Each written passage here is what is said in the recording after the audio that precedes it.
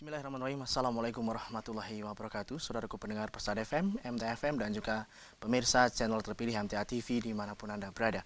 Puji syukur Alhamdulillah senantiasa kita panjatkan kehadirat ilahi Rabbi Allah Subhanahu wa Ta'ala atas segenap karunia nikmat dan juga rahmatnya untuk kita semua di malam hari ini. Kembali membersamai saudaraku sekalian, saya Tommy Alfatoni di program unggulan Ustadz On Air pada kesempatan hari Jumat 5 Jumadil Ula 1435 Hijriah atau di kalender Kamis 6 Maret tahun 2014. Dan seperti biasa dengan narasumber yang telah hadir, beliau Al-Ustadz Dr. Andes Ahmad Sugino selaku pimpinan pusat Yayasan Majelis Tafsir Al-Quran dan juga senantiasa didampingi oleh beliau Ustadz Mas Duki. Kita berikan salam untuk beliau. Assalamualaikum warahmatullahi wabarakatuh. Waalaikumsalam warahmatullahi wabarakatuh. Alhamdulillah. Alhamdulillah. Dan saudaraku pendengar dan pemirsa, kita akan mengambil tema pada malam hari ini yaitu orang yang sesungguhnya beriman. Tentu saja kita akan simak terlebih dahulu paparan awal dari beliau Ustaz. Silakan Ustaz. Bismillahirrahmanirrahim. Assalamualaikum warahmatullahi wabarakatuh. Alhamdulillahirabbil alamin. Puji syukur kami panjatkan kehadirat Allah Subhanahu wa Ta'ala pada malam hari ini. Dengan karunia-Nya kita bisa berjumpa lewat udara sebagaimana biasanya lewat radio MTA maupun radio Persada FM dan tayangan TV MTA yang bisa menjangkau, yang bisa melihat tayangan ini. Pertama kali perlu kita memanjatkan puji syukur dalam arti yang sebenar-benarnya. Karena janji Allah, pada orang yang mensyukuri nikmat, Allah akan memberi tambahan nikmat itu. Nikmat yang paling besar adalah nikmat iman dan nikmat Islam yang sudah dianugerahkan oleh Allah, dikaruniakan oleh Allah kepada kita semua, para pendengar radio MTA maupun radio Persada FM pada malam hari ini. Sekarang mari kita cermati siapa itu sebenarnya orang yang dikatakan oleh Allah yang beriman yang sesungguhnya itu bagaimana. Berdasarkan firman-firman Allah, bukan berdasarkan pengakuan atau penilaian manusia. Berdasarkan surat Al-Anfal ayat 2 4, Allah Subhanahu wa Ta'ala berfirman, A'udzubillahi minasyaitonirrajim. Innamal mu'minuna alladzina amanu billahi idza dzukirallah wajilat qulubuhum wa idza tuliyat alaihim ayatuhu zatathum imanan wa ala rabbihim yatawakkalun. Itu ayat 2 surat Al-Anfal. Yang saya yakin ayat ini sudah sering kita baca atau sering kita dengar dari orang-orang lain yang membaca.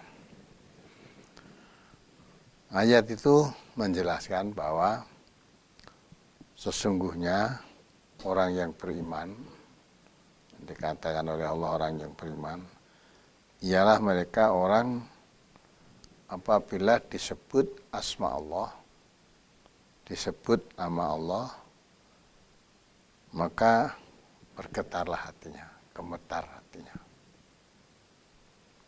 Apabila dibacakan ayat-ayat Allah, bertambahlah iman mereka. Zatathum imanan. Imannya bertambah. Dan orang tersebut hanya sepenuhnya bertawakal kepada Allah. Bertawakal kepada Allah. Kalau kita cermati ayat ini saja, kemudian kita terapkan pada diri kita. Apa betul kita sudah seperti ayat 2 surat Al-Anfal dalam firman Allah tersebut. Memang iman itu mudah diucapkan, saya beriman sudah cukup.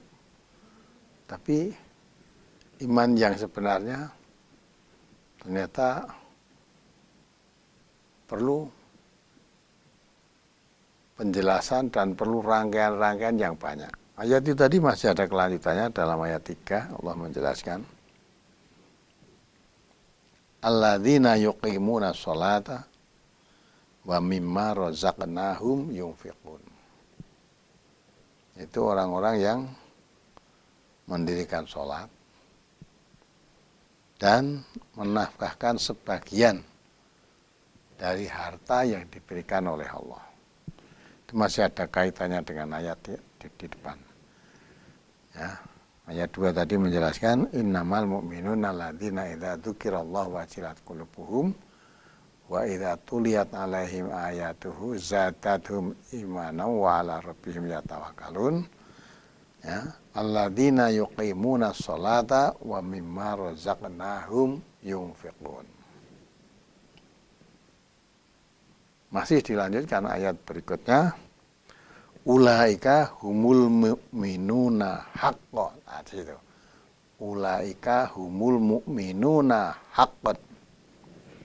Baru itu dikatakan mereka itu orang yang benar-benar beriman. Ulaika humul mu'minuna haqqan. Siapa mereka tadi kalau kita lihat dari depan tadi? Yaitu apabila nama Allah disebut, gemetar hatinya. Ada kontak dalam hati. Terasa. Disebut nama Allah itu hatinya gemetar. Tapi tidak ampang, itu tidak. Apalagi pura-pura tidak dengar. Kemudian apabila diterangkan ayat-ayat Allah, walaupun mungkin ayat Allah itu mengenai perbuatan dirinya, tambah imannya. Merasa ditutuki, dipukuli dengan ayat-ayat Allah karena perbuatannya yang tidak sesuai dengan tuntunan Allah. Bukan timbul kebencian, tapi tambah imannya. Menyadari, sehingga ayat tadi, diterangkan ayat tadi, bisa melunakkan hatinya. Maka bertambah imannya. Kemudian hanya orang itu rasa tawakalnya kepada Allah sepenuh hati, bulat, tidak ragu-ragu. Ditambah lagi, apabila diberi rezeki oleh Allah, sebagian dari rezeki pemberian Allah itu diinfakkan di jalan Allah. Diinfakkan di jalan Allah. Nah, baru orang yang semacam itu dikatakan oleh Allah, ulaika humul mu'minuna haqqan. Sehingga kalau tidak seperti itu, bukan orang yang benar-benar beriman, bukan termasuk ulaika humul mu'minuna haqqan, bukan termasuk itu. Kan kita cermati, diri kita nggak usah mencermati orang lain. Apakah kalau kita mendengar ayat-ayat Allah disebut, ayat-ayat Allah dibacakan, diterangkan, ada tambahan, meningkat rasa keimanan kita kepada Allah. Apalagi kalau itu mengenai perbuatan yang sudah menjadi kebiasaan kita. Tapi ternyata perbuatan yang kita lakukan menjadi kebiasaan itu bertentangan dengan firman Allah. Dengan ayat-ayat Allah yang dijelaskan tadi bertentangan. Apa kita bisa menerima? Apa hati kita terus bisa lunak? Menyadari bahwa perbuatan saya yang salah. Perbuatan saya ini menyimpang dari tuntunan Allah. Maka dengan ayat Allah yang diterangkan tadi saya harus merubah. Perbuatan saya harus kita sesuaikan. Saya sesuaikan dengan tuntunannya tadi. Ya, karena tidak semua orang bila mana diterangkan ayat-ayat Allah itu senang, tidak. Nah, maka ini tadi orang yang beriman yang sebenarnya.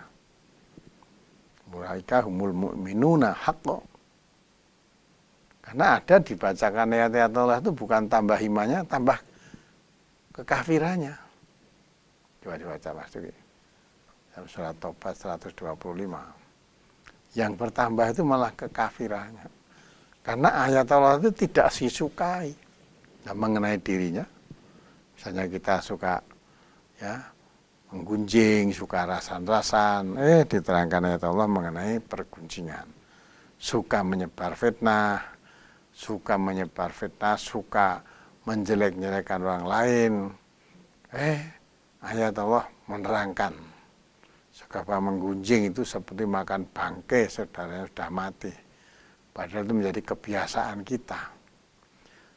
Suka menyebar fitnah, menyebar berita bohong yang menyudutkan seseorang, padahal berita itu bohong. Dirinya merasa ngerti bahwa yang saya beritakan itu berita bohong. Tidak saya tahu sendiri, hanya dasarnya katanya-katanya. Apakah kalau mendengar ayat itu, kita sudah melakukan seperti itu, kita terus istighfar, mohon ampun kepada Allah, menyesali akan perbuatan yang saya lakukan.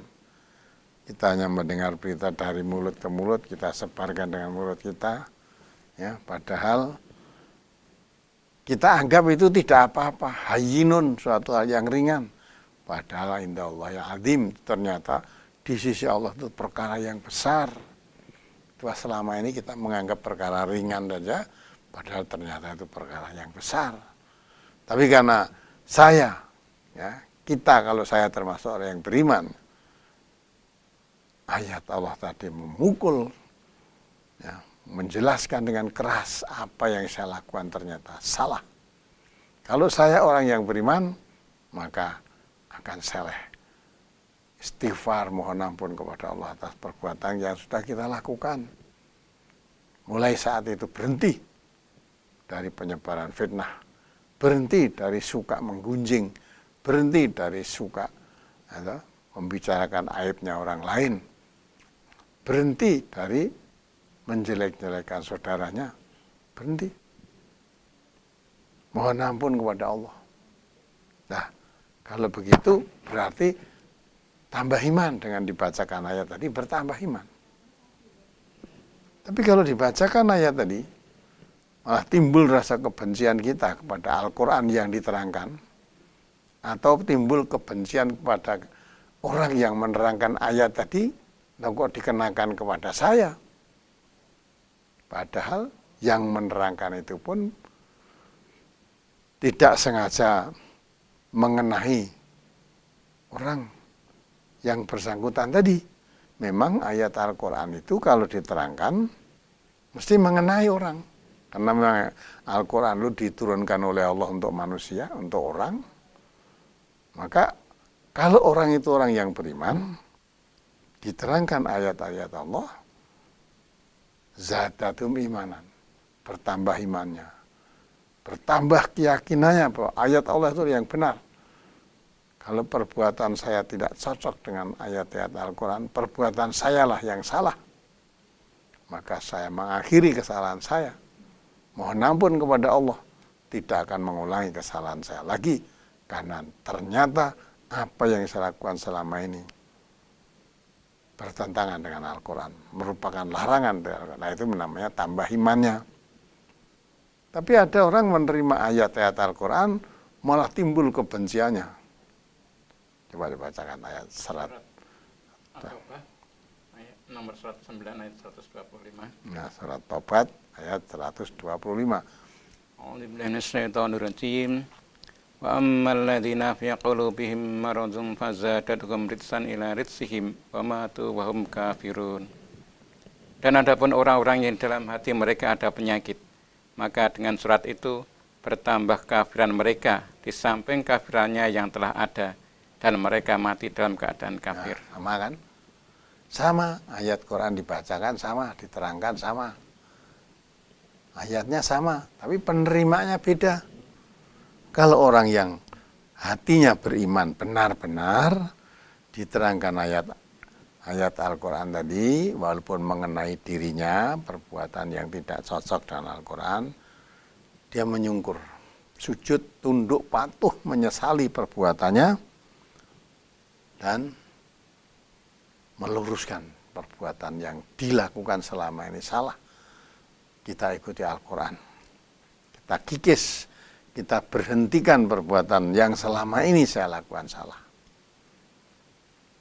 Yang satu lagi lain. Diterangkan ayat Al-Quran, tidak hatinya tunduk, patuh, menyesali, menjadi lunak hati, tidak. Malah menjadi keras hati. Tidak bertambah iman, tapi zadathum rijsan ila rijsihim. Yang bertambah bukan imannya, tapi tambah kekafirannya. Tambah penyakit dalam hatinya. Dalam ayat 10 surat Al-Baqarah, fi qulubihim maradun fazadahumullah marad. Kalau di dalam hatinya ada penyakit, diterangkan ayat-ayat Al-Quran bukan tambah iman tapi tambah sakitnya. Maka makin kekafirannya bertambah. Makin banyak ayat diterangkan mengenai dirinya, tambah penentangannya kepada Al-Quran. Jadi tambah kafirnya. Maka sampai dikatakan Allah mati dalam keadaan kafir. Nah, ini kembali pada orang yang sebenarnya beriman. Allah mengatakan, mereka itulah orang yang benar-benar beriman. Sehingga kalau tidak seperti itu, ya tidak beriman. Tidak benar-benar beriman. Bisa mengaku beriman, tapi sebetulnya hanya pengakuan. Apalagi apabila didengarkan ayat-ayat Al-Quran, dibaca, itu sudah tidak suka. Tidak suka. Ayat Quran dibaca nggak suka, apalagi diterangkan tambah sakit hatinya. Maka itu, padahal Quran diturunkan itu obat penyakit di dalam hati, asyifa lima fis sudur. Maka hati yang seperti apapun, kalau memang dia orang yang beriman, diobati dengan Al-Quran, hati jadi lunak, tunduk, patuh, mau menerima kebenaran, yaitu Al-Quran tadi. Maka di dalam surat An-Nur ayat 51 tidak berani membantah apapun yang diterangkan dalam Al-Quran.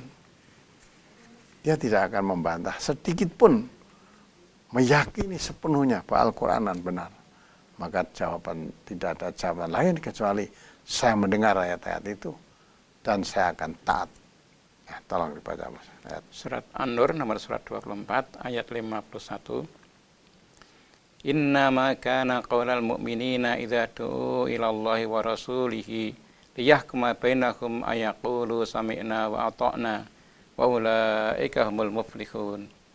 Sesungguhnya jawaban orang-orang mukmin bila mereka dipanggil kepada Allah dan Rasul-Nya agar Rasul menghukumi atau mengadili di antara mereka, ialah ucapan kami mendengar dan kami patuh, dan mereka itulah orang-orang yang beruntung. Ya, itu orang yang beriman. Innama kana qaulal mu'minina. Nah, ini jadi keadaan orang mukmin itu, perucapan orang mukmin itu, idza du'u ila Allah wa rasulihi, apabila diseru, dipanggil untuk mengikuti Allah dan mentaati Rasulnya, mentaati Allah, mentaati Rasulullah, dia tidak akan memberi jawaban yang lain. Karena itu memang berhukum untuk tunduk patuh kepada Allah dan Rasulullah, ya, maka mereka akan mengatakan ayyaqulu sami'na wa ata'na. Orang yang beriman benar tadi, benar-benar beriman apabila diajak untuk mengikuti hukum-hukum yang ditetapkan oleh Allah, tunduk patuh kepada ketetapan Allah dan ketetapan Rasulullah, jawabnya sami'na wa ata'na. Ya, mereka itu orang yang beruntung. Karena memang orang yang beruntung itu hanya orang yang beriman. Ulaika ala hudam mir rabbihim wa ulaika humul muflihun. Mereka orang-orang yang beriman itulah yang bertakwa, yang beriman sesungguhnya itu. Hidupnya selalu mengikuti petunjuk Allah. Mengikuti petunjuk Allah itulah orang yang beruntung. Maka kalau diseru kepada Allah, diseru kepada Rasulullah, walaupun perbuatan selama ini menyimpang dari apa yang dituntunkan Rasulullah, tidak menyadari bahwa yang saya lakukan ini menentang, menyimpang dari yang dilakukan Rasulullah. Setelah diterangkan, oh ternyata yang saya lakukan tuh, saya rasa dapat pahala yang besar, ternyata menyimpang dari aturan Rasulullah. Maka diseru untuk mengikuti Rasulullah, samina wa ata'na, sudah, saya tinggalkan kebiasaan-kebiasaan yang sudah saya lakukan selama ini. ternyata tidak cocok dengan yang dicontohkan di Rasulullah, saya tinggal. Saya mendengar sabda Rasulullah, saya mendengar firman-firman Allah, saya akan mentaati semaksimalnya. Sami'na wa ata'na. Lain lagi dengan orang yang hatinya berpenyakit tadi. Sama, mendengarnya sama, tapi jawabnya lain. Coba dibaca surat Al-Baqarah 93. Lain dah. Qurannya sama dibaca. Ya. Diterangkan. Satu tambah imannya, satu tambah kafirnya. Ya. Yang satu jawabnya samina wa atona, yang satu jawabnya lain lagi. Coba tolong dibaca. Surat Al-Baqarah ayat 93. Surat Al-Baqarah nomor surat 2 ayat 93. A'udzu billahi minasyaitonir rajim. Wa idh akhadna mitsaqakum wa rafa'na fawqakum at-tur khudzu ma atainakum biquwwatin wasma'u. Qalu sami'na wa 'asayna wa usrifu fi qulubihimul ijla bikufrihim. Qul bi'sa ma ya'murukum bihi imanukum in kuntum mu'minin. Dan ingatlah ketika kami mengambil janji dari kamu dan kami angkat bukit Tursina di atasmu, seraya kami berfirman, peganglah teguh-teguh apa yang kami berikan kepadamu, dan dengarkanlah. Mereka menjawab, kami mendengar, tetapi tidak mentaati. Dan telah diresapkan dalam hati mereka itu kecintaan menyembah anak sapi karena kafirannya. Katakanlah, amat jahat perbuatan yang diperintahkan imanmu kepadamu, jika betul kamu beriman kepada Taurat. Nah, ya, sama kan? Mengapa mereka mendengar diterangkan ayat-ayat Allah, tapi jawabnya tidak samina wa atona, jawabnya samina wa asoina. Saya mendengar, tapi saya tidak mau taat, saya maksiat. Saya mendengar ayat-ayat itu, tapi saya maksiat, tidak mau mentaati. Kenapa? Wa usribu fi qulubihimul ijla bi kufrihim. Nah, bi kufrihim. Karena dia telah mantap itu dengan keimanannya menyembah patung anak sapi tadi karena kekafirannya kepada Allah, kekafirannya kepada nabinya, sehingga disuruh menyembah Allah, lebih mantap dia menyembah patung anak sapi karena kekafirannya. Jadi diarahkan supaya menyembah kepada Allah, mentaati Allah. Ya, disuruh oleh nabinya, jawabnya samina wa asoina. Saya mendengar itu, tapi saya tidak mau taat.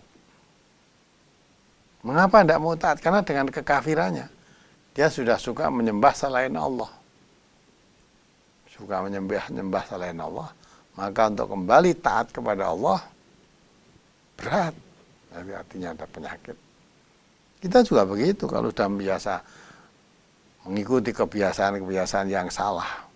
Menyembah hawa nafsu. Ya, mentaati hawa nafsu. Mentaati ya selain Allah. Nah, diingatkan untuk taat kepada Allah walaupun jelas-jelas itu suatu perbuatan yang salah. Kalau diukur menurut petunjuk Allah, malah jawabnya samina wa asoina. Di ayat lain jawabnya ya kalau diajak mengikuti Allah dan Rasulnya, hasbuna ma wajadna alaihi abana. Cukup bagi kami. Tidak usah mengikuti Allah, tidak usah mengikuti Rasulullah, tapi saya cukup mengikuti apa yang saya dapati dari bapak-bapak kami dahulu. Ya. Apakah bapakmu ya sekalipun tidak mengerti apa-apa, tidak mendapat petunjuk juga kamu ikuti? Apakah kalau setan menyuruh kamu, menuntun kamu ke neraka sa'ir juga kamu ikuti? Tidak peduli itu. Tidak peduli. Nah inilah. Kalau mengaku beriman, tapi diajak mengikuti Allah dan Rasulnya, kok jawabnya lain. Tidak samina wa atona. Saya mendengar, tapi saya nggak taat. Atau diterangkan ayat-ayat Allah, jelas-jelas yang dilakukan itu bertentangan dengan firman Allah, bertentangan dengan sabda Rasulullah. Kok malah jawabnya cukup saya mengikuti bapak-bapak saya dulu begini. Nah, maka orang semacam itu tidak termasuk ulaika humul mu'minuna haqqo. Tidak termasuk orang yang benar-benar beriman. Oleh karena itu, satu ayat lagi dalam surat Al-Ahzab 36. Surat Al-Ahzab nomor 133 ayat 36. A'udzu billahi minasyaitonir rajim. Wa ma kana lil mu'minin wa la mu'minatin idza qadallahu wa rasuluhu amran ayyakuna lahumul khiyaratu min amrihim. Ma ya'sillahu wa rasulahu faqad dhalalam mubina. Dan tidaklah patut bagi laki-laki yang mukmin dan tidak pula bagi perempuan yang mukmin apabila Allah dan Rasul-Nya telah menetapkan suatu ketetapan, akan ada bagi mereka pilihan yang lain tentang urusan mereka. Dan barang siapa mendurhakai Allah dan Rasul-Nya, maka sungguhlah dia telah sesat yang nyata. Nah, ini orang yang beriman sebenarnya seperti ini. Jadi kalau Allah dan Rasulullah telah membuat suatu ketetapan, tidak akan ada milih selain ketetapan Allah dan Rasul-Nya. Langsung ditutup oleh ayat itu, wa may ya'sillah wa rasulahu, siapa yang maksiat artinya menyalahi ketetapan Allah dan Rasul-Nya, sedangkan Allah dan Rasul sudah membuat suatu ketetapan, kok milih yang lain, tidak mengikuti apa yang menjadi ketetapan Allah dan Rasul-Nya. Katakan oleh Allah, maksiat itu. Siapa yang maksiat kepada Allah dan Rasul, maka faqad dhalalam mubina. Jelas-jelas dia itu sudah tersesat yang nyata. Nah, maka iman itu mudah diucapkan. Tapi untuk menjadi orang yang iman yang sebenarnya, ternyata perlu perjuangan. Harus melawan hawa nafsu. Kadang-kala harus melawan kebiasaan yang sudah berlaku di tengah masyarakatnya. Harus menyalahi. Karena kebiasaan yang berlaku di masyarakatnya jauh dari tuntunan. Nah, kalau kita melakukan perbuatan yang sesuai dengan tuntunan Allah dan Rasul-Nya, menyalahi kebiasaan masyarakatnya, ya malah kita dikucilkan, dituduh, membuat agama baru, membuat aliran sesat dan sebagainya. Alhamdulillah, dengan pertolongan Allah, mungkin seluruh warga MTA tadi siang sudah mendengarkan siaran radio langsung yang disiarkan dari Jambi. Ya, jadi MTA di Jambi, di Kerinci, MTA di Kerinci, Provinsi Jambi, ditutup oleh seorang bupati Kerinci. Ya, karena apa? Karena tidak sesuai dengan kebiasaan masyarakat yang berlaku di sana. Dituduh aliran sesat karena menyalahi kebiasaan. Masyarakat itu harus mengikuti kebiasaan di sana. Nah, karena tidak, ya sudah, akhirnya ditutup. Buat surat penutupan.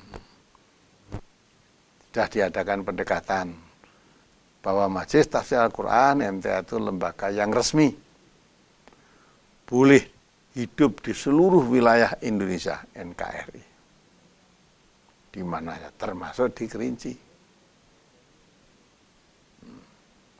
Ternyata ditutup. Nah, begitulah. Maka dengan keadaan semacam itu, akhirnya tadi sudah diputuskan dalam persidangan. Alhamdulillah, MTA menang dalam persidangan. Nah, dengan begitu, maka keputusan dari wadah dicabut. MTA di sana tetap hidup, boleh berkembang di seluruh wilayah Indonesia. Itu dengan pertolongan Allah. Tanpa pertolongan Allah tidak mungkin. Nah, jadi untuk menjadi orang yang beriman yang sebenarnya harus berani menghadapi resiko. Di samping itu kita yakin pertolongan Allah pasti datang. Nah, oleh karena itulah kita untuk mendapat identitas ulaika humul mu'minuna haqqo itu perlu perjuangan. Antara lain tadi Bila ayat Allah diterangkan, tambah imannya, tambah baik pelakunya. Tambah lagi kalau dapat rezeki dari Allah, keluarkan sebagian rezeki untuk infak di jalan Allah. Tawakalnya bulat, hanya berserah diri kepada Allah. Kalau sudah merasa apa yang dilakukan itu satu perbuatan kebenaran, ya, tidak pandang bulu bagaimana orang mau mengatakan. Yang penting kita melakukan suatu kebenaran dengan harapan Allah akan menolong. Tawakalnya hanya kepada Allah. Tawakal Allah. Dan mendirikan sholat. Tidak sekedar mengerjakan sholat, mendirikan sholat. Semaksimalnya sholat didirikan. Tanha anil fahsya wal munkar. Cegah dari perbuatan keji dan perbuatan yang mungkar. Insya Allah kalau kita laksanakan, termasuk mu'minuna haqqan. Orang yang beriman yang sebenarnya. Ya, mudah-mudahan bisa dimengerti, bisa dipahami. Untuk melihat orang lain, tapi kita mari berusaha untuk menjadi orang-orang yang beriman yang sebenarnya. Demikian, mudah-mudahan dipahami. Terima kasih. Dan untuk selanjutnya kita akan bacakan SMS yang sudah masuk. Untuk yang pertama Ustadz, dari Bapak Sukiman yang ada di Cabang Nguter 2 MTA Sukoharjo, Jawa Tengah. Menanyakan Ustadz, para pelaku kejahatan, kebanyakan mereka tahu kalau perbuatannya adalah berdosa, tetapi tetap dilakukan. 16. Dan Ustadz, yang pertama pertanyaannya adalah kiat-kiat apa saja untuk mencegah perbuatan dosa itu? Kemudian bagaimana cara bergaul yang baik? Dan selanjutnya, bolehkah kita memilih teman yang baik saja? Mohon petunjuk dan nasihatnya Ustadz. Ya sudah tahu gitu kan. Jadi kiat-kiat untuk bisa melakukan yang baik, antara lain yaitu memilih teman yang baik. Ya, untuk memilih teman bergaul supaya imannya tetap kuat, memilih teman yang baik. Antara lain yang disebutkan di dalam surat Al-Kahfi ayat 28. Itu sudah sering diterangkan di Ahad pagi maupun di sini. Ya, supaya itu sabar. Punya ayat, a'udzubillahi minasyaitonir rajim, wasbir nafsaka ma'alladzina yad'una rabbahum bil ghadati wal 'ashyi yuriduna wajhah wala ta'tu 'ainaka 'anhum turidu zinatal hayatid dunya wala tuti man afana qalbahu an dzikrina wattaba'a hawahu wa kana amruhu furuta. Kita supaya kita itu sabar, bergaul, berkumpul dengan orang-orang yang baik. Di situ diterangkan pagi dan senja apa yang dilakukan itu hanya mengharap ridhonya Allah. Artinya aktivitasnya di dalam kegiatan sehari-hari itu hanya mengharap ridhonya Allah. Itu. Jangan sampai kita tidak sabar meninggalkan pergaulan lingkungan yang baik tadi hanya memilih kesenangan dunia. Sepertinya orang hidup kok di dunia kok bebas kesenangan tanpa larangan sehingga bebas senang-senang tok lah, atau dapat pekerjaan yang banyak uang. Jadi akhirnya kita tertariknya hanya masalah dunia, meninggalkan lingkungan yang baik tadi. Itu pernah terjadi, diperingatkan oleh Allah pada Bani Israel ya. Bani Israel dulu ketika bersama nabinya, Nabi Musa, ya tentu dia senang kan, mestinya kalau hidup bersama Nabi, kalau berbuat salah mesti diingatkan, berbuat sesuatu yang tidak benar diluruskan. Lah lama-lama nggak kerasan. Alasannya yang dipakai alasan itu hanya urusan dunia, karena di situ tidak tahan karena hanya makannya satu macam saja, manat dan salwa. Akhirnya minta dia mengatakan pada nabinya tidak sabar di sini karena hanya satu macam makanan. Mintalah kepada Tuhanmu sayur mayur, bawang merah, bawang putih, kacang adas dan sebagainya, mentimun dan sebagainya. Nah, sehingga berkumpul dengan Nabi yang selalu mendapat bimbingan yang baik, walaupun makan satu macam, sebetulnya itu sudah cukup menyehatkan dirinya dan menghilangkan rasa haus, pokoknya sudah cukup untuk kebutuhan makan. Alasannya kurang sayur dan sebagainya. Nah, itu hanya kepingin melakukan, meninggalkan urusan, meninggalkan yang baik, sekedar untuk mendapatkan duniawiyah tadi. Ya, akhirnya diperintahkan oleh nabinya, ihbitu misal fa inna lakum ma sa'altum. Pergilah kalau kamu hanya sekedar mendapat materi itu, pergi kamu ke kota sana, kamu nanti akan mendapatkan hakikat yang kamu dapat. Yang didapat apa? Bukan itu yang didapat, karena hakikat yang didapat itu kepingin pisah dengan Nabi, kepingin meninggalkan lingkungan yang baik, kepingin hidup bebas tanpa aturan tadi. Nah, akhirnya duribat alaihimudillatu ainafar. Wal maskanah wa ba'u bi ghadabim minallah. Akhirnya yang didapat ya kehinaan, kerendahan, kehinaan di dunia ini, dan mendapat murka Allah. Nah, itulah. Maka kalau kita ingin baik, yang bisa mengendalikan diri kita sendiri, memilih lingkungan yang baik. Tapi dalam hal ini Nabi menggambarkan, kalau kamu duduk aja kalau Nabi, maksudnya bergaul. Digambarkan seperti orang memilih tempat duduk dengan orang yang menjual minyak wangi. Perbandingannya seperti duduk dengan orang penjual minyak wangi dan duduk orang yang pandai besi. Ya. Kita milih tempat duduk. Kalau kita bersama orang-orang penjual minyak wangi tadi, walaupun kita tidak membeli minyaknya, kadang-kadang kita dapat harumnya. Mungkin dileleti untuk contoh gitu, baunya. Kalau kita duduk di tempat orang kerja pandai besi, walaupun kita tidak ikut mengerjakan pekerjaannya, tapi paling tidak kita kena debunya, kena kotorannya, kena bau keringatnya, kan itu kan. Nah, sehingga mau tempat duduk aja suruh milih tempat bersama orang yang jual minyak wangi. Maksudnya jangan bergaul dengan teman itu sak kecekel, tapi milih teman yang baik. Kalau teman yang baik, lah itulah nanti insya Allah akan membawa baik. Kalau teman-temannya tidak baik, ya akan tidak baik. Maka Nabi mengatakan, alil marsi latas al fasal angkor ini. Untuk mengenal seseorang itu jangan tanya langsung pada orang-orang itu baik. Lihat saja teman akrabnya siapa. Kalau teman akrabnya baik, insya Allah itu baik. Teman akrabnya tidak baik, ya tidak baik. Karena orang yang baik itu biasanya berteman akrab dengan yang tidak baik, sama-sama tidak kerasan. Yang baik tadi ya tidak kerasan. Yang tidak baik tadi kalau amor dengan orang yang baik ya tidak kerasan.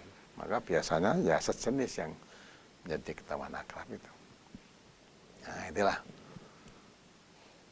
Itu antara lain untuk menetapkan bagaimana supaya kita menjadi kiat-kiatnya untuk bisa menjadi orang yang baik. Ya. Selanjutnya Ustadz ya. Dari Bapak Iwan yang ada di Pacitan menanyakan, Ustadz, bagaimana menjaga istiqomah dalam pengamalan Al-Quran dan juga menumbuhkan kecintaan anak-anak kepada Al-Quran, Ustadz?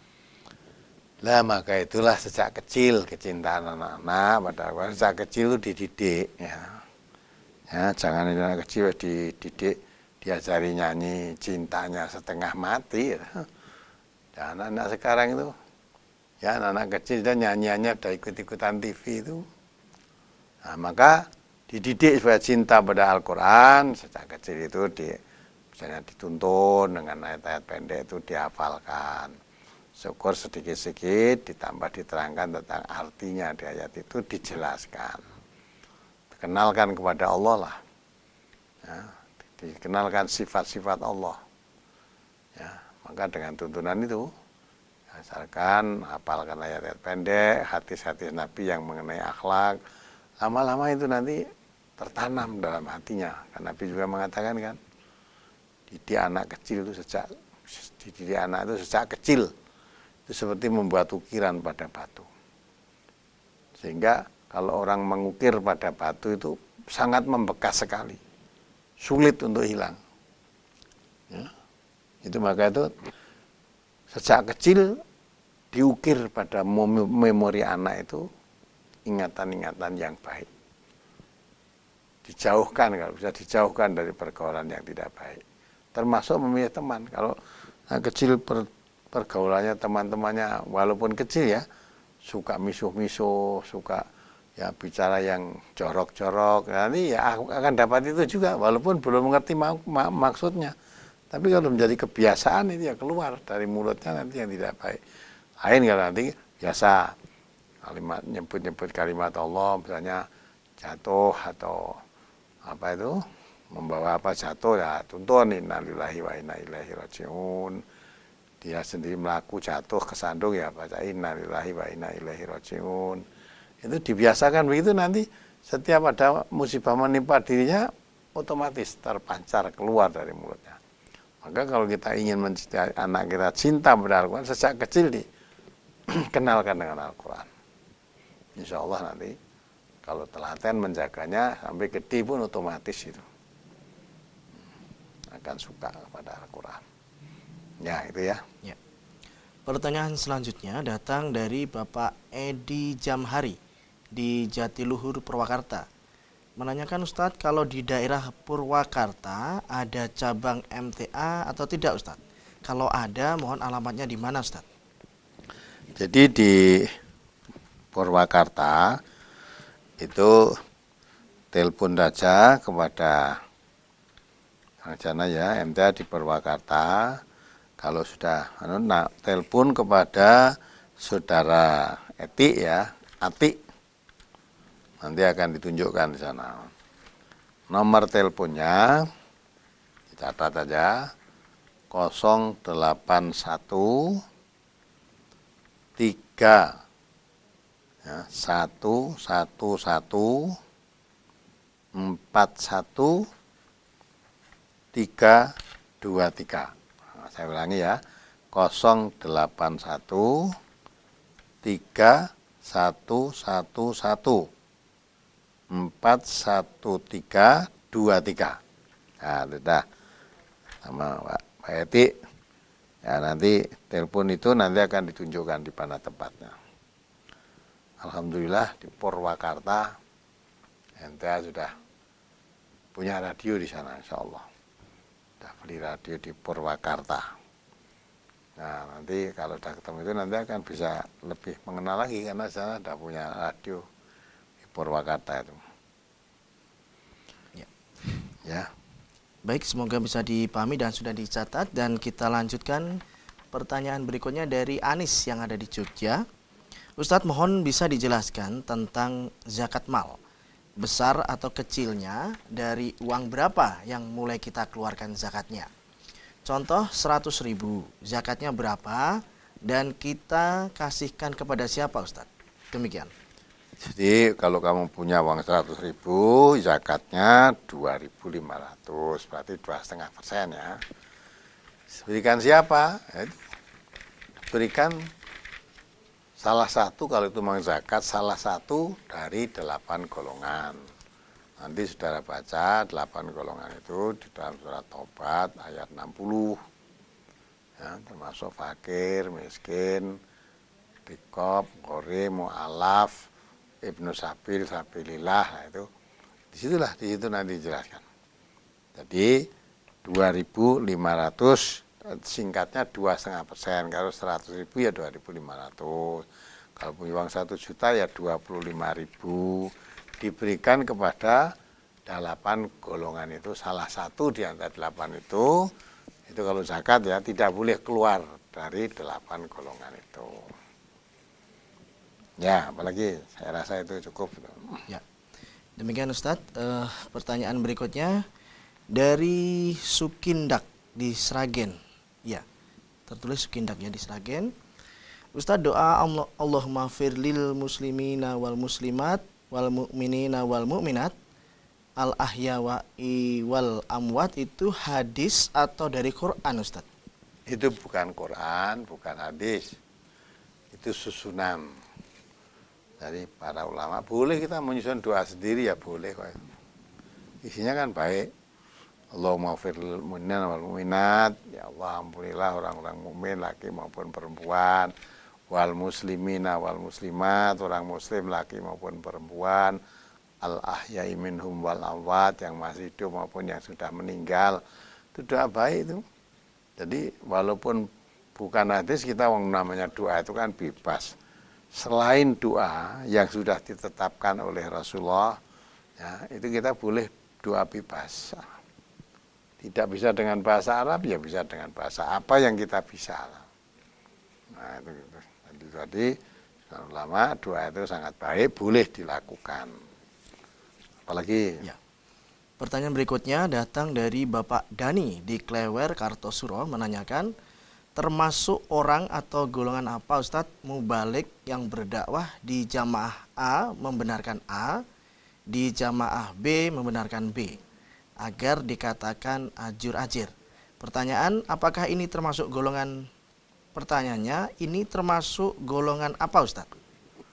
Ya kalau itu golongan membenarkan yang benar, ya namanya golongan yang benar. Dakwah di A membenarkan A, memang si A benar. Dakwah di golongan B juga membenarkan golongan B. Nah kebetulan B ya memang benar.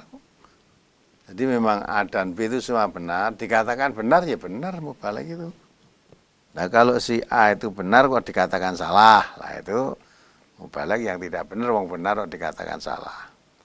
Di B ternyata salah, katakan benar, itu juga tidak benar. Jadi kalau memang si A benar, katakan benar. Si B benar, katakan benar. Ya semuanya benar, katakan benar. Kalau semuanya salah, ya dikatakan salah. Itu tentunya mubalik yang adil itu. Mengatakan apa adanya itu. Baik itu. Nah kalau kamu jadi mubalik, ya seperti itu. Jadi kalau memang A itu benar, ya jangan kamu salah, katakan salah. Ya benar gitu. Nah itu ya. Jadi tidak lihat golongan itu A atau B, yang penting benar katakan benar, salah katakan salah lah gitu. Memang Islam itu seperti itu. Ya, Islam itu tidak pernah mengatakan salah dikatakan benar atau sebaliknya. Ya, jadi salah ya salah, benar ya benar. Apalagi? Ya. Untuk pertanyaan berikutnya datang dari Bapak Ame yang ada di Cepogo, menanyakan, bagaimana cara bersuci bagi wanita haid, Ustaz? Ya, sama-sama. Ya seperti biasa tuh mandi, seperti itu. Saya bacakan hadisnya ya. An Ummi Salamata qalat. Qultu ya Rasulullah, inni imra'atun asyaddu dha'fa adsatu dhafra ra'sihi. Afa an uduhu li ghuslil janabati, li ghusli janabati. Nabi mengatakan qala la innama yakfiki antahshi ala ra'sihi salasa khasayatin summa tufidhina alaikil ma'a fatathurin. Hadis riwayat Muslim. Dari Ummi Salamah. Ia berkata, saya bertanya kepada Rasulullah sallallahu alaihi wasallam, ya Rasulullah, saya adalah seorang wanita yang memintal atau ngelabang, cara bahasa Jawa ini dikelabang, rambutnya dikelabang. Ya, yang memintal atau ngelabang rambut saya. Oleh karena itu, apakah saya harus membukanya untuk mandi janabat? Rasulullah SAW bersabda, tidak. Cukup bagimu hanya dengan menyiram kepalamu 3 kali siraman, kemudian kamu menyiramkan air ke seluruh tubuhmu. Dengan begitu kamu sudah bersih. Jadi kalau rambutnya dikelabang atau disanggul, digelung itu ya, itu tidak usah diure-ure, tidak. Cukup disiramkan di kepalanya 3 kali, kelabangnya rasa dibuka. Nah, kemudian selanjutnya diratakan air ke seluruh tubuh. Jadi air ratakan seluruh tubuh, adapun di kepala tadi disiram 3 kali 3 ciduk lah, apa pakai ciduknya pakai ciduk plastik, apa ciduk batok, apa ciduk apalah, diciduk 3 kali siramkan kepalanya, kelabangannya tidak usah dibuka, ya terus diratakan air ke seluruh tubuhnya. Nah gitu dah. Karena kalau simbah-simbah dulu, rambutnya panjang-panjang, kalau habis mandi keramas itu janabat atau haid itu, ya, rambutnya diure-ure, terus disabet-sabet ke cagak, gitu. Biar lekas kering maksudnya, karena panjang rambutnya. Nah sekarang nggak ada wanita semacam itu. Atau di dalam riwayat lain dikatakan, wa fi riwayatin fa'angkuduhul lil haidoti wal janabati faqala la. Di ayat lain, apakah saya harus membukanya untuk mandi haid dan janabat? Rasulullah menjawab, tidak. Artinya, mandi haid maupun mandi janabat sama. Tidak usah kalau rambutnya dikelabang atau digelung atau disanggul itu ya tidak usah dibuka, tidak usah diure-ure. Ya, disiramkan di kepalanya 3 kali, kemudian disalurkan seluruh tubuhnya. Airnya harus merata ke seluruh tubuh. Kecuali di kepala tadi cukup disiram 3 kali. Mandi haid maupun mandi janabat sama. Nah, ini hadis tadi diriwayatkan Muslim juz 1 halaman 260. Nah, terus apa lagi? Ya. Pertanyaan berikutnya datang dari Bapak Rumanto yang ada di Sragen. Menanyakan berapa jarak mahram antara menantu dengan mertua, Ustadz? Masalahnya kalau main ke rumah mertua sering melihat pakai BH, Ustadz. Ya, berapa jarak maksudnya gimana? Coba diulang. Berapa jarak mahram antara menantu dengan mertua?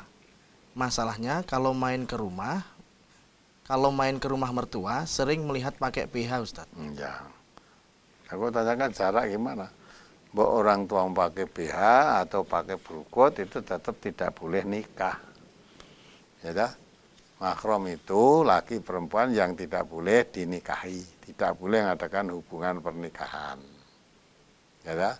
Lah adapun kalau mertuamu datang ke situ, kamu tahu cuma pakai BH saja, lah kamu ingatkan ya boleh. Suruh pakai baju yang berukut begitu. Atau mungkin mertuamu sudah simbah-simbah, aku pakai BH ya nggak apa-apa kan. Sudah simbah-simbah, wis tua ya. Kalau memang masih ya muda, ya kamu sebagai mantunya ya mengingatkan. Ditunjukkan, menutup aurat kan lebih baik. Gitu. Itu. Atau kalau kamu tidak hati, ya istrimu suruh nasihati ibunya, gitu kan. Jadi kalau itu walaupun pakai BH atau tidak pakai BH sekali, itu tetap mahram gitu. Nah, mungkin kamu belum begitu tahu tentang mahram itu. Mahram itu laki perempuan yang tidak boleh mengadakan hubungan pernikahan. Tapi bukan berarti boleh mengumbar auratnya gitu. Kalau memang itu tidak pas, ya dinasihati. Mungkin karena tidak tahu saja. Apalagi orang-orang kampung, itu kadang-kadang orang mau nguruh mantune kok. Orang kampung itu kadang turut kebun nyenggeti apa itu, melanding itu loh. Kadang-kadang nyenggeti melanding, golek rambanan. Itu kadang-kadang cuma pakai BH tok, padahal perempuan itu. Menunggu ya serapopo ya. Nah karena itu karena tidak tahu saja. Nah karena kamu sudah tahu, ya kalau melihat begitu diingatkan, Bu, menutup aurat itu lebih baik. Sebenarnya romantun yang kadang-kadang turut kebun, turut nyapu-nyapu ning dalan yang di luar ya tidak apa-apa kok mereka. Karena tidak tahunya.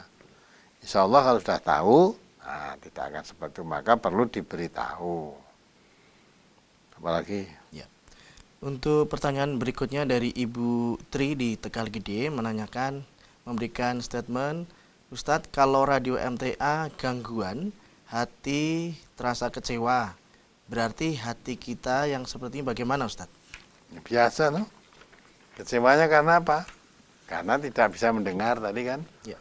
Hati kecewa karena merasa mendapat nasihat-nasihat yang baik, kok tidak dengar cetot, terganggu, kursek-kursek sehingga suaranya tidak baik.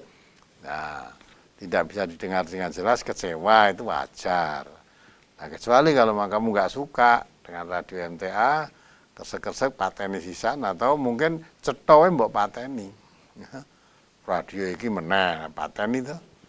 Malah kadang-kadang orang saking gedhinge karo MTA ngrungokke suara radio MTA, radione sing dibanting padahal radione dhewe itu. Nah, itu maka kalau kamu pecinta isi radio yang diterangkan di radio MTA itu kamu radionya mati kecewa ya wajar. Tidak hanya itu aja, mungkin kamu pecinta dangdut ya gitu, julalah.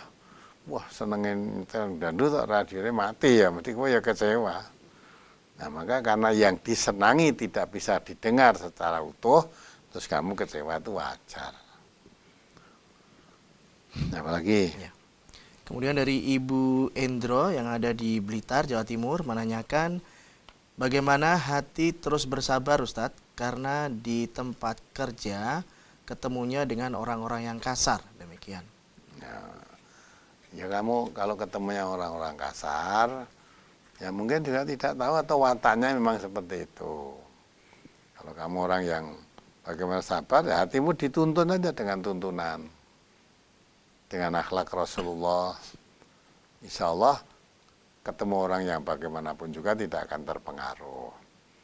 Ya, misalnya orangnya orang kasar ngomongnya atau kadang jorok-jorok, Rasulullah menuntunkan, ya, menuntunkan fal yakul khairan aw liyasmut. Nabi kita mengatakan mangkana yu'minu billah wal yaumil akhir fal yakul khairan aw liyasmut. Siapa yang beriman kepada Allah dan hari akhir, maka berkatalah yang baik. Atau kalau sekiranya berkata baik tidak bisa berkata baik karena sedang marah atau karena tidak suka atau sedang jengkel, dan lebih baik diam. Jadi dalam itu Nabi mengatakan, ya, kalau berbicara itu perak, nah, diam itu emas. Apalagi pembicaraan yang tidak ada manfaatnya, ya, tidak ada manfaatnya. Itu lebih baik ditinggalkan. Min husni islami mar'i tarkuhu malayani. Baik-baik seorang itu yang meninggalkan yang tidak berguna. Banyak ngobrol, banyak ngomong. Ya, siapa yang banyak ngomongnya, banyak salahnya.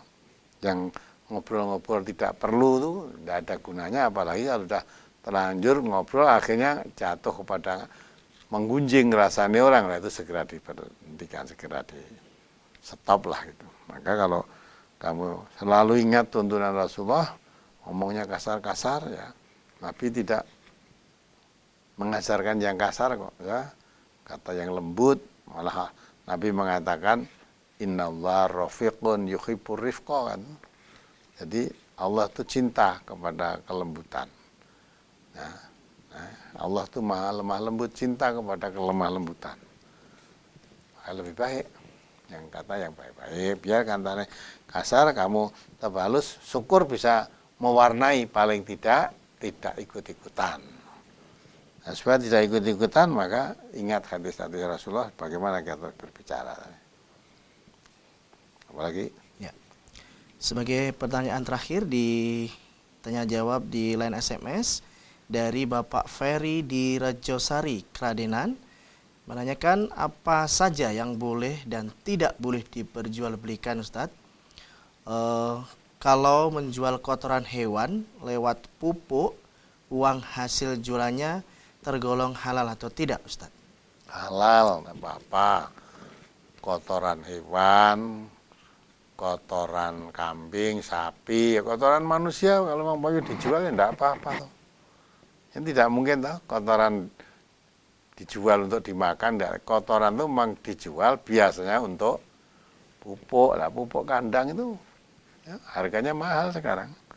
Kalau dijual kotorannya tadi boleh saja. Dijual untuk pupuk itu boleh, tidak haram. Ya, kalau kotoran babi ya dijual. Kalau memang itu dijual untuk pupuk bisa, ada yang mau beli dan sudah diselidiki ternyata kotoran babi juga baik untuk pupuk, dijual pun tidak apa-apa. Kalau kamu menjual babinya malah tidak boleh. Karena babi mesti untuk dimakan. Karena kalau kotorannya kan tidak, untuk pupuk jadinya. Tidak apa-apa itu kalau kotorannya. Jadi makanan hasil penjualan kotoran yang untuk pupuk itu halal. Misalnya saudara dapat uang terus diberikan makanan, halal itu. Baik, saudaraku pendengar Persada FM, MTA FM, dan juga pemirsa channel terpilih MTA TV dimanapun Anda berada. Saatnya kami menerima beberapa pertanyaan di line telepon di 0271661749 dengan tema kali ini orang yang sesungguhnya beriman. Dan saudaraku masih bisa menyaksikan program ini langsung di www.mtatv.net. Silakan untuk yang pertama di 0271661749. Halo, assalamualaikum. Ya, agak keras sedikit Bapak. Dari Bapak siapa, di mana? Dari Pak Narjo di Grogol. Bapak? Pak Narjo di Grogol. Bapak Narjo di Grogol. Silahkan Pak Narjo. Mau tanya Pak Ustaz. Mari, ya. Assalamualaikum warahmatullahi wabarakatuh. Assalamualaikum warahmatullahi wabarakatuh. Ini di tempat saya ngaji itu diadakan arisan korban kambing, Pak. Ya. Tapi yang buat saya ragu dengan arisan korban itu, tiap pesertanya itu berbeda-beda. Maksudnya di kajian kelompok saya kan ada 7 orang. Tiap orang ada yang bayarnya itu 10.000, ada yang 5.000. Nanti setelah dekat harinya, kurang lebih hari hanya kurang 1 minggu, kemudian arisan itu dibuka. Nah, setelah diketahui siapa yang dapat arisannya, kemudian uang yang terkumpul tadi dihitung.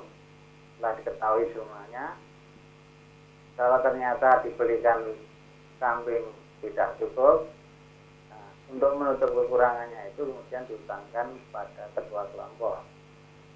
Nah, terus untuk mengembalikannya, utang tadi misalnya kurangnya 210.000 misalnya. Nah, kan kelompoknya ada 7 orang itu. Nah, itu di masing-masing mendapat bagian 30.000 untuk mengembalikan utang tadi. Nah, yang saya tanyakan apakah kurban saya nanti sah atau tidak? Itu saja, Pak. Nah, tadi yang kurang kan 30 tadi gimana dibagi 7 orang? Dibagi 7 tadi yang anggota arisan tadi. Bagi 7 orang untuk diberikan yang dapat arisan tadi. Untuk menggenapi supaya dapat 1 kambing gitu ya. Iya Pak. Terus nanti dia mengembalikannya? Kembalikannya ya 7 orang tadi, ditanggung 7 orang tadi. Oh, nanti kalau dia dapat, jadi standarnya 1 ekor kambing gitu ya? Iya. 1 ekor kambing tapi harganya tidak ditentukan?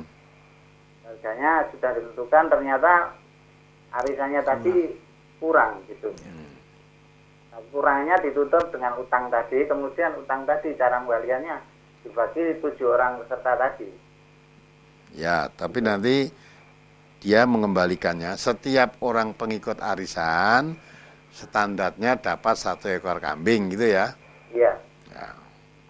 Tapi itu yang saya herankan itu udunya kok nggak sama itu, Ustaz. Iya. Ada 10.000, ada 5.000 itu. Iya. Ya kalau sudah. Sudah, ya. Assalamualaikum warahmatullahi wabarakatuh. Waalaikumsalam warahmatullahi wabarakatuh.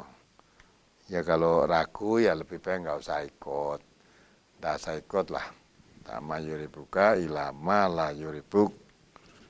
Nah kemudian arisan tadi, ya kalau memang ragu, wong arisan kok nggak sama. Seneng arisan nanti dapatnya sama bagiannya kok. Ya, dapatnya ukurannya kambing, kok urunnya tidak sama. Umumnya kalau arisan itu urusnya kan sama, misalnya masing-masing orang tiap bulan arisan berapa, atau 100.000 ya semua 100.000 kan itu arisan. Tapi bagi yang menerima arisan itu sendiri, ya kalau ukurannya standarnya kambing memang susah karena kambing itu kadang-kala ukurannya seberapa, harganya kan lain-lain. Nah, harganya misalnya ukurannya kambing berat berapa kilo gitu ya. Beratnya berapa kilo ditimbang, misalnya beratnya 30 kilo lah. Besok arisan berikutnya ya kambing yang ukuran beratnya 30 kilo, jadi standar gitu loh. Standar, jadi bagi yang dapat arisan tadi namanya dia diutangi. Utangi seekor kambing yang harganya berapa, yang jelas beratnya 30 kilo misalnya ya. Nah, sehingga dia dapat utang. Nah, besok dia akan mengembalikan kambing tadi, ukurannya juga seberat 30 kilo. Tetapi karena tidak sama tadi, ya, arisannya tidak sama, berarti yang nyaur kan tidak, urunannya tidak sama jadinya. Nah, lebih baik dipinjami uang aja. Kalau memang mau arisan, mau korban, dah urunan duit, pinjaminya sekian. Nah, kamu nanti mengembalikannya ya seharga itu gitu. Atau tidak usah terlalu payah-payah begitu. Kalau memang ada belum mampu ya tidak usah korban. Tidak belum mampu tidak usah ikut korban. Ya, untuk memudahkan kalau memang arisan ya sebetulnya sama harusnya. Bagiannya sama arisannya. Tapi kalau ragu ya tidak usah ikut, nggak apa-apa. Ya, apalagi? Baik, untuk penelpon berikutnya. Assalamualaikum. Halo, assalamualaikum. Halo, assalamualaikum. Waalaikumsalam. Dengan Bapak siapa di mana? Dengan ini Bapak Bagus. Halo, assalamualaikum. Waalaikumsalam warahmatullahi wabarakatuh. Dengan Bapak siapa? Waalaikumsalam warahmatullahi wabarakatuh. Dengan Bapak Yatno di Batu Raja, Pak. Bapak Yatno di Batu Raja, silahkan. Dengan Bapak Yatno di Batu Raja, Pak. Ya, silahkan Pak Yatno. Ya, saya ucapkan selamat. Assalamualaikum. Ya, saya ucapkan. Saya mengucapkan semoga Bapak Ustadz Ahmad Sukino tetap sehat, panjang umur, dan selalu sabar menghadapi umat ini. Amin, amin ya rabbal alamin. Sudah jelas, Mas? Ya. Kok begini suaranya? Ya, silakan Pak Yatno langsung saja pertanyaannya. Ya, saya akan menanyakan yang pertama, Pak. Ada 3 pertanyaan ini, Pak. Yang pertama, zakat. Ya. Pak Yatno, mohon volumenya dimatikan saja. Volumenya matikan. Ya, dimatikan agar nanti suara kita tidak jauh beda. Ya. Silakan. Ya, ya. Ini ada warga yang mengaji ini di binaan di Batu Raja ini membayar zakat, Pak. Kemudian uang zakat itu kami pergunakan untuk membeli peralatan relay radio. Itu apakah boleh apa tidak? Itu yang pertama, Pak. Kemudian yang kedua, saya ingin menanyakan hadis yang sering Bapak sebutkan itu, apabila ada orang memuji-muji di depanmu maka taburkan pasir ke mukanya. Itu hadis riwayat siapa? Kemudian yang ketiga, ini masalah azan ini dengan hubungannya surat Al-A'raf ayat 55 dan 204 itu kan katanya berdoalah dengan suara lembut dan berendah diri. Kemudian kalau saya sering dengar di radio MTA atau Persada itu setelah azan kok membaca doanya kok dikuatkan pakai mic. Itu bagaimana gitu, Pak? Ya, saya kira 3 itu pertanyaan saya, Pak. Atas jawabannya saya ucapkan terima kasih. Salam kami semua dari warga binaan Batu Raja Oku. Kami mengucapkan Assalamualaikum warahmatullahi wabarakatuh. Demikian, Pak. Terima kasih atas jawabannya. Assalamualaikum warahmatullahi wabarakatuh. Waalaikumsalam warahmatullahi wabarakatuh. Iya Bapak, nggak usah tergesa-gesa ya. Jadi untuk yang pertama untuk zakat. Zakat dibelikan kalau relay radio. Radionya radio untuk apa dan radionya siapa? Ya. Kalau radionya itu memang radio digunakan radio dakwah dan memang untuk sabilillah, ya insya Allah itu dibenarkan. Memang mobil radio tidak mampu ya dah kita belikan aja apa itu untuk peralatan sekaligus untuk radio dakwah. Nah, gunanya untuk kepentingan berdakwah. Ya alhamdulillah tidak mengharapkan pemasukan dari situ dan bukan milik perseorangan. Memang itu radio yang kita biayai bersama untuk dakwah, boleh di situ termasuk alhamdulillah. Kalau radionya radio untuk dakwah. Kalau radio untuk dandutan nggak boleh. Radio untuk campur sari nggak boleh. Gitu. Kalau radio untuk dakwah, ya biar bisa suaranya makin dapat didengar dari banyak kalangan. Ya dirilai itu akhirnya bisa merilai radio dari pusat, bisa terpancarkan ke daerah. Memang itu radio dakwah, itu boleh untuk sana dibelikan untuk itu. Kemudian yang kedua, di hadis yang apabila ada yang memujimu, ya, taburkan pasir. Jadi kalau ada orang yang memuji-muji kamu, adalah ditaburkan pasir di mukamu, di mukanya. Itu karena bisa menggugurkan amal. Itu sebenarnya sudah dibrosurkan di akad pagi itu. Ya saya lupa itu. Mungkin Mas Duki ingat ya. Di brosur akad pagi tanggal berapa, tahun berapa. Tapi tanyakan riwayatnya mungkin saya bacakan aja. Oh iya, bacakan aja hadisnya. Saya bacakan aja hadisnya. An Hammam ibn al-Haris anna rajulan ja'ala yamdahu qasman wa amadal miqdadu wa tasala rukbataihi wa kana rajulan dohman wa ja'ala yahsu fi wajhil hasba wa qala lahu Utsman mas'anuka wa qala inna Rasulullah sallallahu alaihi wasallam qala idza ra'aitumul maddakhina fahsu fi wujuhihim turab. Hadis surat Muslim juz 4 halaman 2297. Dari Hammam bin Al-Haris bahwasanya ada seorang laki-laki memuji-muji kepada Khalifah Utsman. Lalu Miqdad datang kepadanya, lalu duduk berlutut kepadanya. Sedangkan ia adalah seorang laki-laki yang besar badannya. Lalu menaburkan tanah yang bercampur kerikil ke wajah orang yang memuji-muji tersebut. Maka Utsman bertanya kepadanya, "Kenapa kamu?" Lalu Miqdad menjawab, "Sesungguhnya Rasulullah SAW pernah bersabda, apabila kalian melihat orang-orang yang banyak memuji-muji, maka taburkanlah tanah ke wajah mereka." Hadis riwayat Muslim, juz 4 halaman 2297. Ya, jadi kan, dan ditanyakan riwayatnya siapa, itu riwayat Muslim. Sebenarnya sudah dibrosurkan, di akad pagi sudah dibrosurkan itu. Yang tadi dalam kumpulan brosur ada, ya tentu kita tidak hafal kan.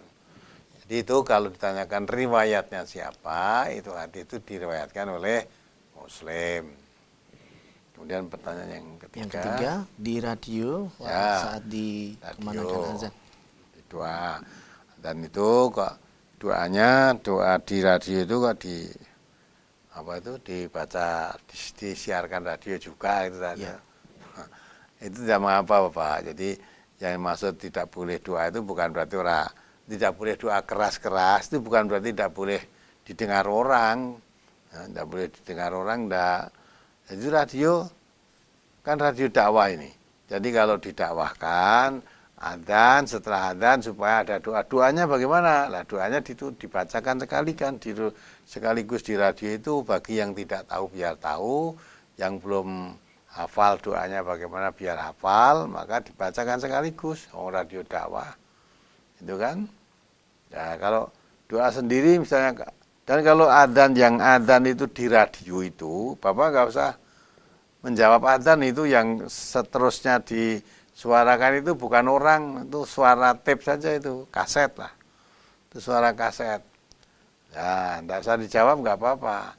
Maka itu dakwah itu menunjukkan waktu sholat, tuntunan setelah doa. Setelah adzan ada doanya seperti itulah, ibarat itu mengajarkan doa kepada yang belum tahu, yang belum bisa. Tapi Bapak nggak usah jawab, itu enggak apa-apa, wong itu adzan. Bukan suara adzan manusia, itu hanya ulangan, rekaman lah. Lah kalau yang adzan itu manusianya langsung lah, perlu dijawab. Nah, doanya tidak perlu dimasukkan radio begitu. Kalau menjawab adzan orang yang adzan gitu, tentu pelan-pelan. Tapi wong itu memang kaset.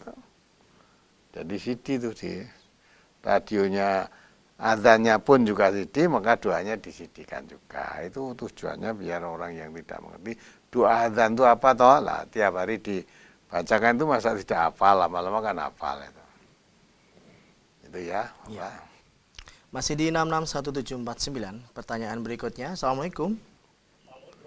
Waalaikumsalam. Dengan Bapak siapa di mana? Pak Selamat dari binaan Batu Marta, Oku, Sumatera Selatan. Ya. Oh ya, silakan, di Pak Oku Slamet. ya. Mari Bapak. Assalamualaikum Pak Ustaz. Waalaikumsalam warahmatullahi wabarakatuh. Pertama kali kita mengucapkan syukur atas kemenangan kita Pak, karena saya juga miris mengenai fitnah-fitnah yang mana kemarin tentang Anjir ada belum ada. Sekarang sudah ada kaset yang dari Lampung itu yang namanya Kiai Pohayat itu yang lebih miris lagi Pak. Dan tadi saya merasa dapat membun pagi bahwa MTA menang dalam persidangan di Kerinci. Ya.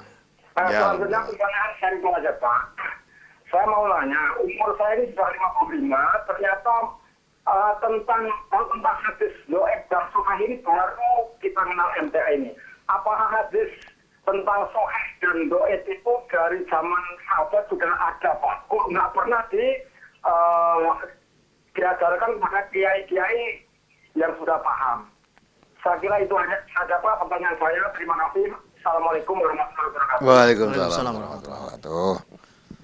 Jadi alhamdulillah saya juga ikut bergembira Bapak ya, atas pertolongan Allah sehingga sidang tadi MTA di pihak yang benar, Bupati di pihak yang salah, yang keliru dalam menutup pengajian karena bertentangan dengan tadi kan diterangkan mestinya yang berhak menutup itu bukan Bupati kalau memang itu aliran sesat.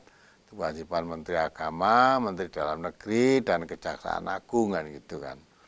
Nah, alhamdulillah memang MTA tidak termasuk 10 kriteria yang ditetapkan oleh MUI Pusat, 10 kriteria yang termasuk aliran sesat itu MTA tidak masuk. Maka kalau dikatakan aliran sesat terus ditutup ya itu nyalahi aturan negara di negara. Maka alhamdulillah dengan pertolongan Allah ya, dicabut itu surat bupati yang melarang itu dicabut. Kemudian masalah hadis doif, sokeh, itu apa baru sekarang? Bukan ya, orang sekarang tahunya apa? Kayak hadis sokeh itu sebenarnya sudah sejak zaman sahabat. Perlu Bapak tahu hadis sokeh itu sekitar global aja, hadis yang diyakini benar-benar itu dari Nabi. Karena si pembawa beritanya, yang membawa berita itu orang yang dapat dipercaya. Antara lain dapat dipercaya dan orang yang membawa berita mungkin ketemu betul dengan Nabi. Maka kalau orang hidupnya ketemu dengan Nabi, terus mengatakan saya pernah bertemu dengan Nabi dan Nabi pernah bersabda demikian, sedang orang tadi termasuk orang yang ingatannya kuat, termasuk tidak bohong, tidak pembohong ya. Ingatannya kuat, tidak bohong dan tidak suka cerita apa itu buat-buat lah. Itu maka sudah diteliti oleh para ahli hadis ya, siapa perawinya itu, siapa pembawa berita itu sudah diteliti. Nah, itu orang dapat dipercaya. Lah kalau orang semacam itu hadisnya sahih. Apalagi kalau hadis itu yang menceritakan banyak orang, lebih dari 3 orang. Padahal tidak berkompromi. Tidak berkompromi. Ceritanya sama, tidak berkompromi, orangnya berbeda-beda. Ya, ceritanya sama. Lah itu boleh dikatakan hadis itu mutawatir. Kebenarannya tidak perlu diragukan karena mutawatir, karena yang menceritakan banyak orang tanpa kompromi di tempat yang berbeda, orangnya berbeda kok isinya sama. Lah itu hadisnya kalau menceritakan lebih dari 3 orang hadisnya mutawatir, kebenarannya tidak perlu diragukan. Lah namanya hadis yang disebut hadis dhaif itu ya dikhawatirkan sebetulnya Nabi tidak berkata begitu. Nah ini kok dikatakan seperti itu. Ya, mungkin orang ini tidak dengar sendiri karena tidak pernah hidup bersama Nabi, tidak pernah ketemu Nabi, lah kok menceritakan dari Nabi. Nabi pernah berkata begini, misalnya, padahal orang ini hidupnya tidak sezaman dengan Nabi, ketemu Nabi pun tidak, lah kok langsung cerita, misalnya menceritakan Nabi pernah berkata begini, lah itu kalau itu mengatakan seperti itu padahal dia tidak sezaman hidupnya dengan Nabi, hadisnya diragukan, tidak dapat dipercaya kebenarannya.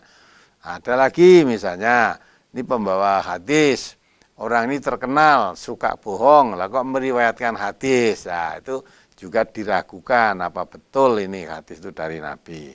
Di samping itu, hadis itu bertentangan dengan hadis-hadis yang sahih.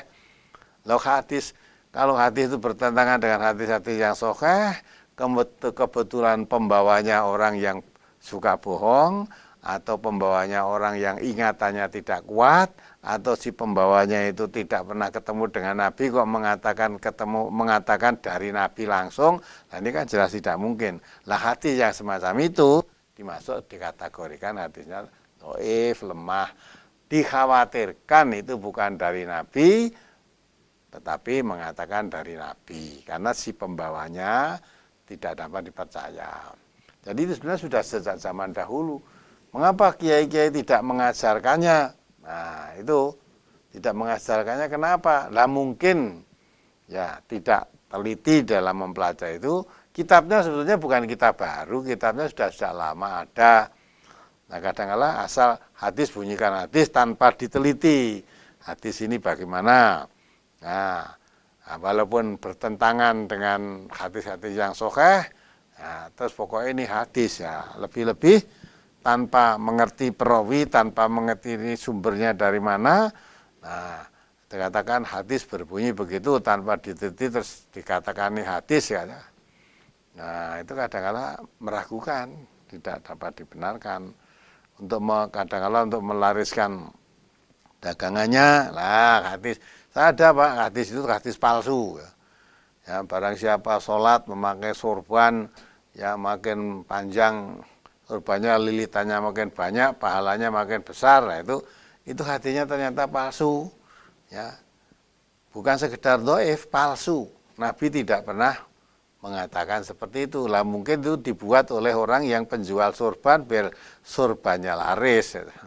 Lah orang Jawa itu biasanya ada tulisan Arab diawali dengan qala Rasulullah, itu seolah-olah itu dari Rasulullah betul. Maka qala Rasulullah harus diteliti apa betul Rasulullah mengatakan seperti itu. Nah, itulah. Alhamdulillah kalau di MTA ini punya kitab untuk mengukur kesohihan kedhaifan hadis, itu ada rujukannya. Jadi kalau misalnya brosur-brosur yang dikeluarkan dari MTA ini menerangkan hadis ini dhaif, hadis ini sahih, itu bukan dari si pembuat brosur, tapi sahih dan dhaifnya hadis berdasarkan ada buku rujukannya yang menerangkan tentang kesahihan dan kedhaifan hadis itu. Itu Bapak-bapak. Nah, maka alhamdulillah dengan kita mengkaji itu bisa mengerti hadis ini dhaif, hadis dhaif atau bisa kadang-kadang hadis-hadis dhaif kan hadis lah, kadang yang berkata begitu. Padahal kalau hadis itu dhaif diragukan kebenarannya tadi, orang kok dhaif lah hadis ya. Kalau itu bukan hadis kan dikatakan hadis namanya malah menipu. Nabi tidak mengatakan begitu, dikatakan begitu. Dan Nabi mengatakan barang siapa mengatakan yang bukan dari aku padahal dikatakan dari aku, fal yatabawa maq'adahu minan nar, gitulah. Maka ambillah tempat duduk di neraka. Nabi tidak pernah mengatakan begitu, kok dikatakan Nabi mengatakan begini, lah itu berarti siap-siap mengambil tempat duduk di neraka itu.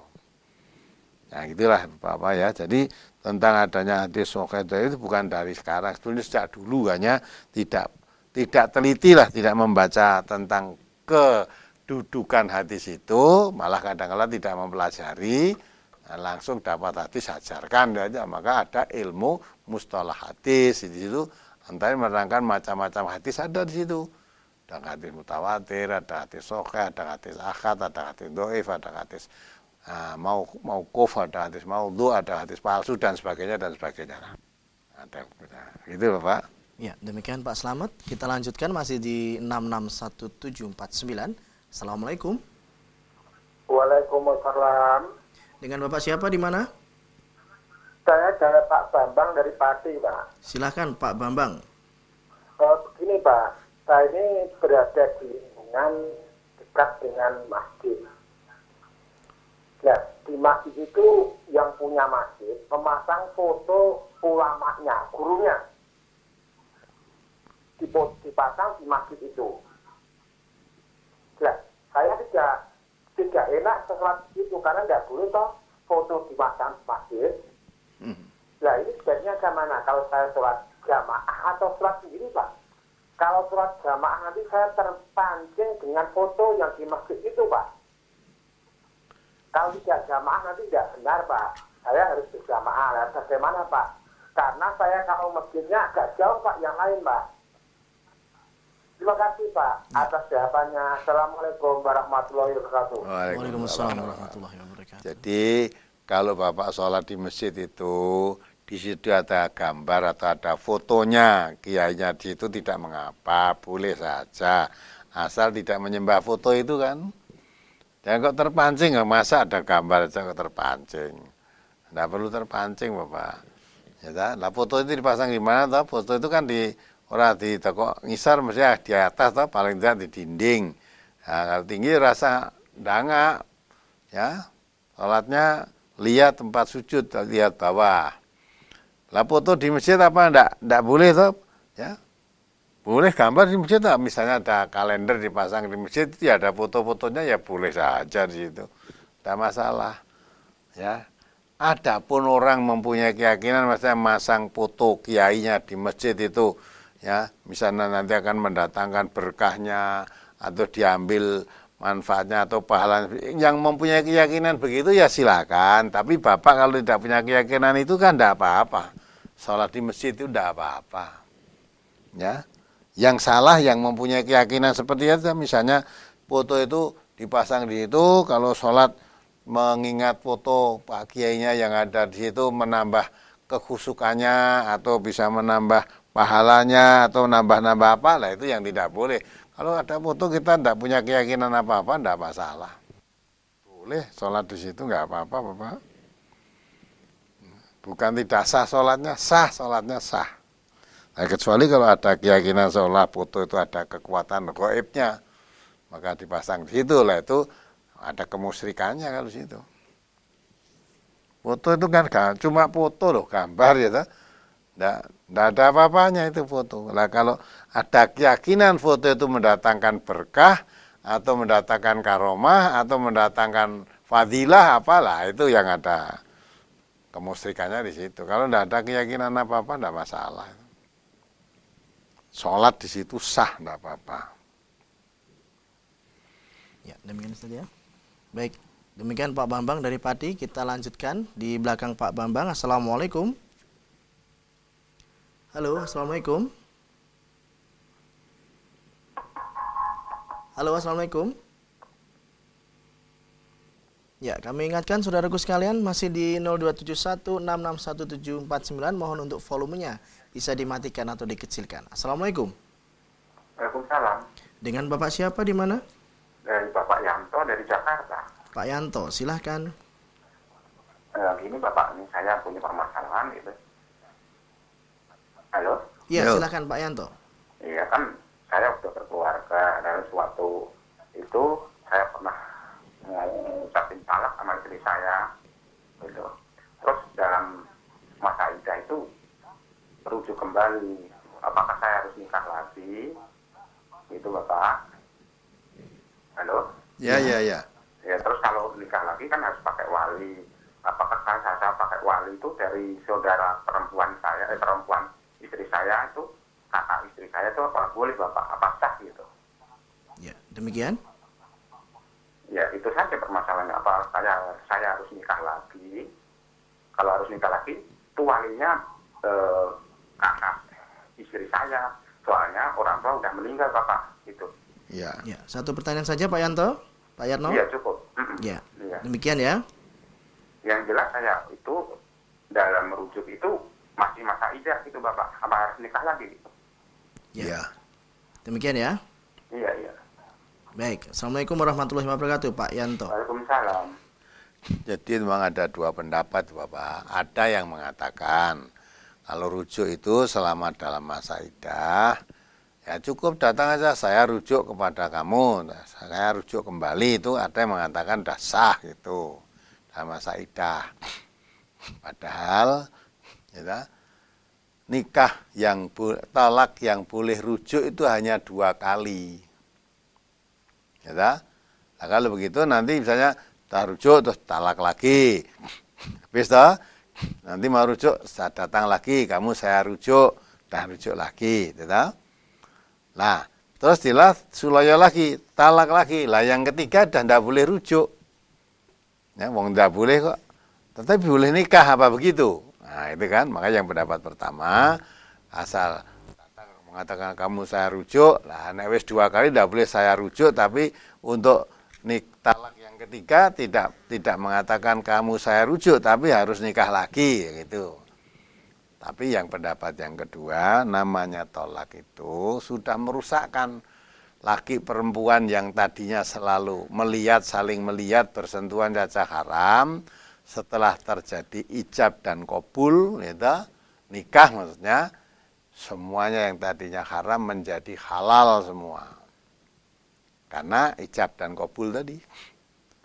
Nah, nikah yang menghalalkan kedua jenis insan yang tadinya serba haram tadi rusak karena tolak. Karena dicerai, ditolak, lah rusak sehingga jadi haram lagi. Tadinya serba haram, setelah ijab qabul jadi serba halal. Setelah dirusak jadi haram lagi, jadi orang lain lagi kan. Maka pendapat yang kedua tadi, kalau mau dihalalkan lagi ya nikah lagi.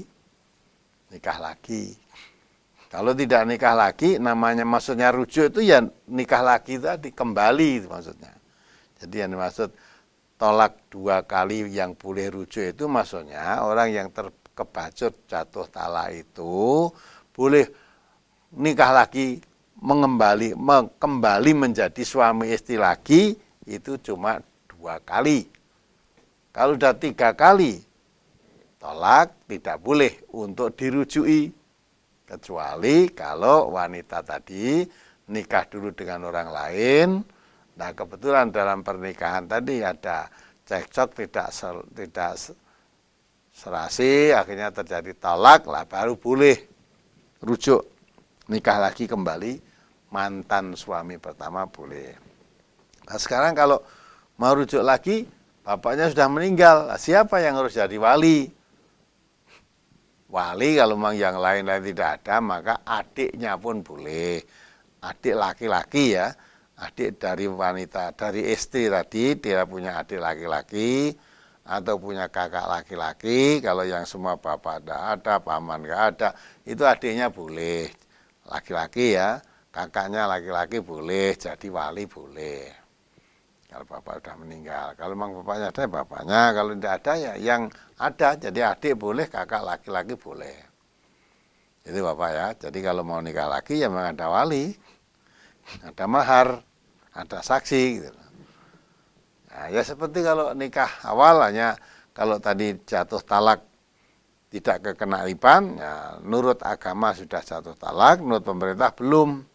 Maka kalau nikah lagi ya tidak usah merubah buku catatan nikahnya, dinikah aja, disahkan lagi menurut agama dengan pakai wali tadi.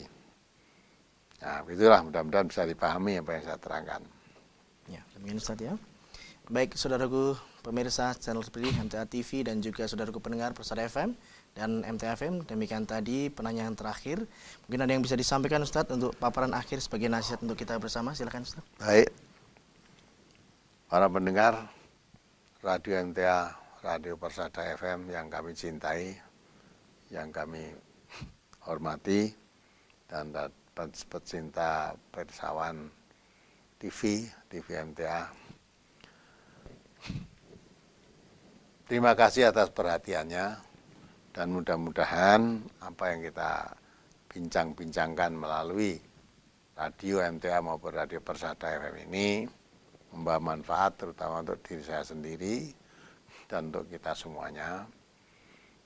Terutama kita sudah menyatakan diri menjadi orang yang beriman. Nah, apakah iman kita di sisi Allah ini diakui kita sebagai orang iman yang sebenarnya, atau kita hanya iman dalam pengakuan di mulut kita saja? Kalau kita ingin menjadi orang yang dikatakan oleh Allah, ulaika humul mu'minuna haqqo, ternyata harus memenuhi persyaratan-persyaratan.